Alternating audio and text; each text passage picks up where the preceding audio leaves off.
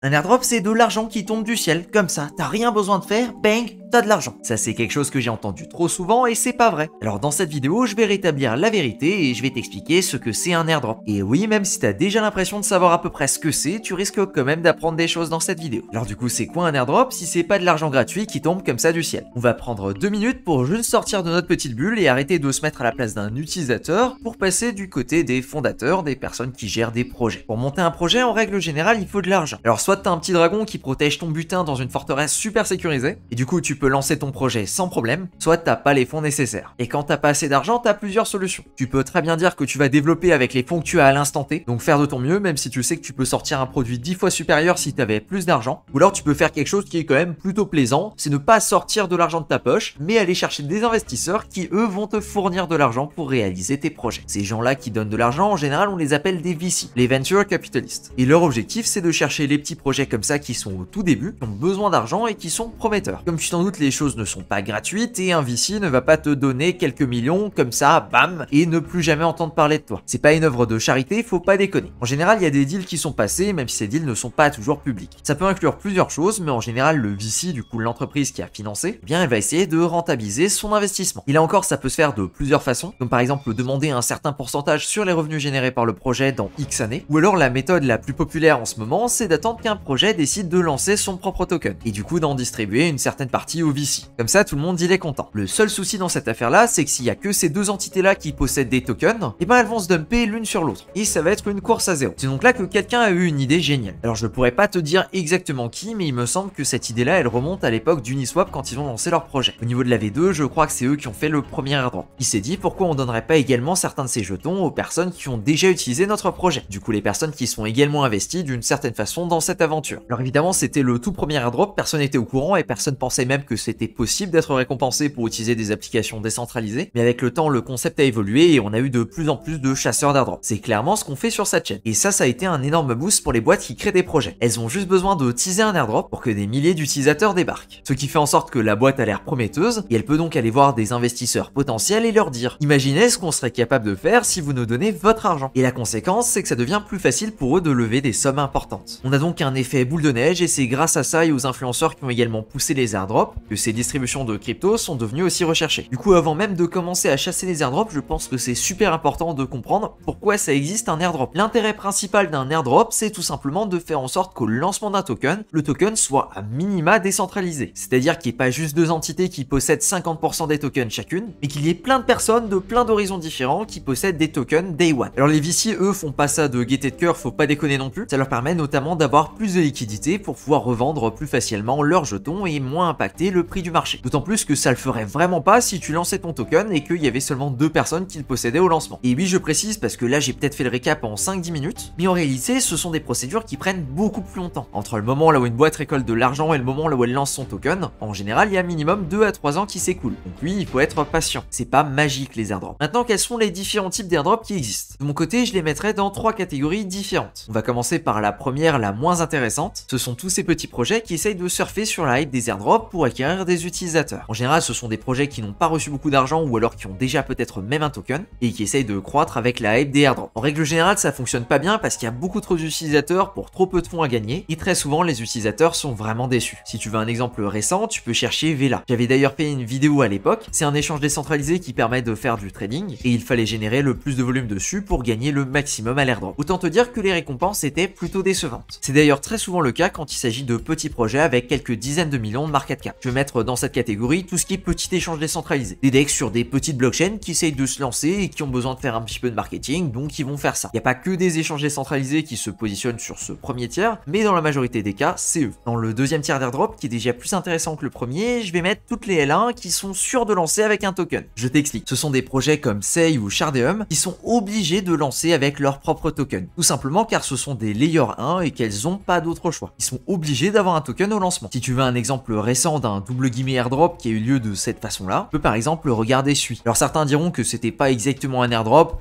mais bon, c'est tellement proche d'un airdrop que je vais le considérer comme tel. Eh bien, c'est un projet qui rentre dans cette catégorie-là. Un projet qui est en testnet et qui est obligé de lancer en mainnet avec un token. Ces projets-là, tu peux les reconnaître assez facilement. Très souvent, ce sont des blockchains en layer 1, c'est-à-dire des blockchains qui utilisent leur propre token pour payer les frais de gaz. Ici, entre autres, on peut citer Sei, Shardeum ou encore Venom par exemple. Évidemment, il y en a plus et la liste n'est pas complète. L'avantage quand tu chasses ces projets-là, c'est que ça se passe sur testnet. C'est-à-dire que tu n'as pas besoin d'investir d'argent pour pouvoir participer, c'est le projet qui va fournir les tokens de test. Et tout va se passer sur une blockchain de test sur laquelle aucun jeton n'a de valeur. Il y a donc juste un investissement en temps à donner à ce niveau-là. En général, ce sont pas les airdrops qui payent le mieux en rapport à l'effort temps fourni, contrairement aux airdrops du troisième tiers qui pour moi sont les plus intéressants. Il s'agit de projets qui sont déjà disponibles en mainnet, c'est-à-dire que pour les utiliser, il faut dépenser de l'argent, contrairement à des projets qui sont uniquement sur testnet. Et juste ça, ça décourage déjà pas mal de monde, ce qui réduit le nombre de personnes qui peuvent être éligibles. Et sachant que le trésor est divisé par le nombre de personnes qui sont éligibles, je te laisse en déduire pourquoi c'est si intéressant. Au niveau des projets de ce type-là, on va avoir beaucoup de L2 qui se lancent et qui fonctionnent déjà en mainnet, par exemple ZK Syncera, Starknet ou encore Polygon ZKEVM, même si ce dernier est un peu dans une catégorie à part parce qu'il a déjà son token. Du coup, ce sont des layer 2, des blockchains qui utilisent à leur avantage la hype des airdrops. Sachant que ces blockchains n'ont pas besoin de lancer directement avec un token, car vu que ce sont des L2, elles peuvent très bien payer leurs frais de gaz en Ethereum, eh bien elles peuvent avoir un délai entre le moment là où elles lancent et le moment là où elles ont un token de disponible. On peut par exemple citer Optimism qui a mis environ 1 an à obtenir son token depuis son lancement en mainnet, et également Arbitrum qui a mis entre 2 et 3 ans pour être dans la même position. C'est donc pendant tout ce temps que les utilisateurs vont faire ce qu'ils savent faire de mieux.